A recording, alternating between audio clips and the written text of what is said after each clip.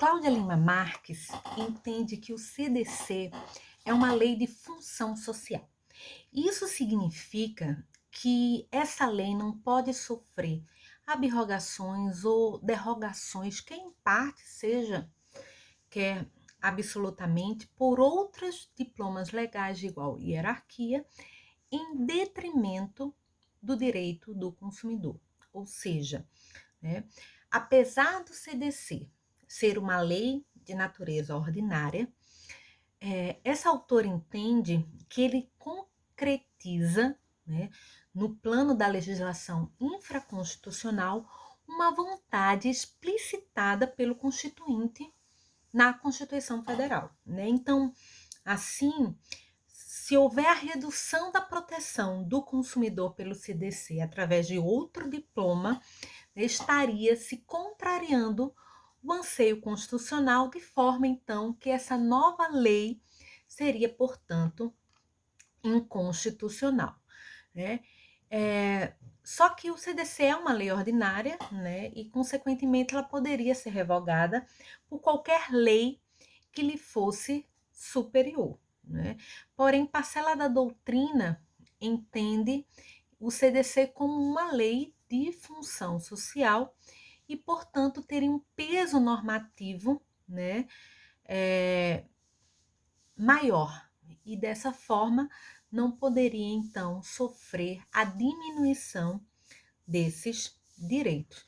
Só para vocês terem uma ideia, né, existe um julgamento do STF, né, que foi relatado pelo ministro Carlos Brito em 2009, que ele diz o seguinte: olha, afastam-se as normas especiais do Código Brasileiro de Aeronáutica e Convenção da Varsóvia quando implicarem retrocesso social ou vilipêndio aos direitos assegurados pelo CDC.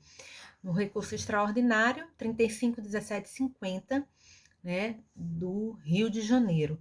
E outros julgamentos em que o STF também firma a tese, né, da possibilidade de que haja a predominância do Código de Defesa do Consumidor em contrapartida a outras matérias. Mas, né, essa matéria foi julgada após, e o STF acabou julgando a tese no recurso extraordinário 331 do Rio de Janeiro, né, onde ele diz, nos termos do artigo 178 da Constituição da República, as normas e os tratados internacionais limitadores da responsabilidade das transportadoras aéreas de passageiros, especialmente as convenções de Varsóvia e Montreal, têm prevalência em relação ao Código de Defesa do Consumidor. Embora a questão relativa ao princípio da vedação de retrocesso em matéria consumirista não tenha sido analisada expressamente, né, a aplicação com esse julgado acabou que foi um pouco prejudicado, principalmente essa tese da vedação ao retrocesso quando se trata de matéria legislativa. Bem, o CDC, corrigindo, ele foi publicado em 12 de setembro de 1990, né? E passou a vigorar 180 dias depois, inclusive se aplicando aos contratos firmados a partir de então, né?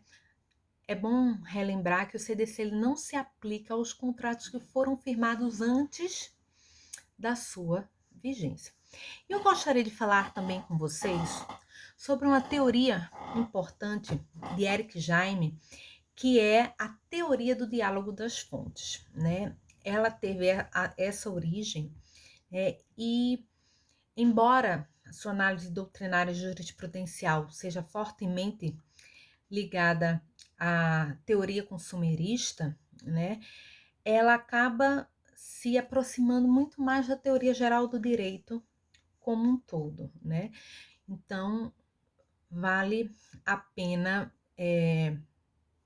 se adentrar um pouquinho e comentar um pouquinho sobre a teoria do diálogo das fontes, né? Primeiro, na matéria do consumidor, a doutrinadora Cláudia Lima Marques é uma das principais que tratam sobre o diálogo das fontes, né?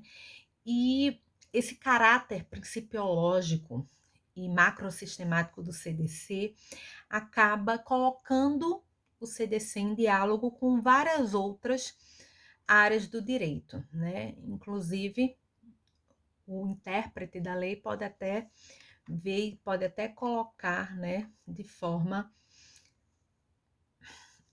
a priorizar ou não, né, a existência do conflito com a matéria e o Código de Defesa do Consumidor, né?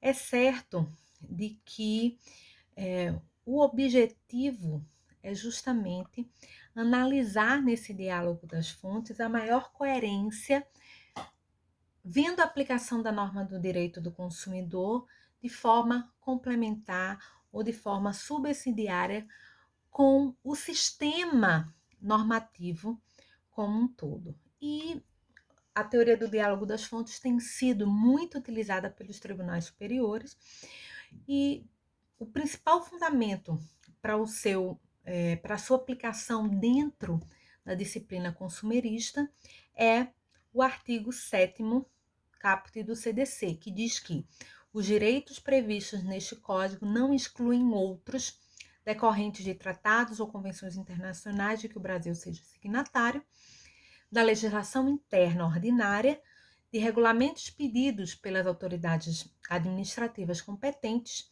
bem como dos que derivem dos princípios gerais do direito, analogia, equidade, costumes e equidade. Bem, então nessa visão nós temos essa contextualização do Código de Defesa do Consumidor. Então, diante dessa breve explanação, nós vamos comentar, entrar já no texto normativo e falar sobre os princípios do CDC.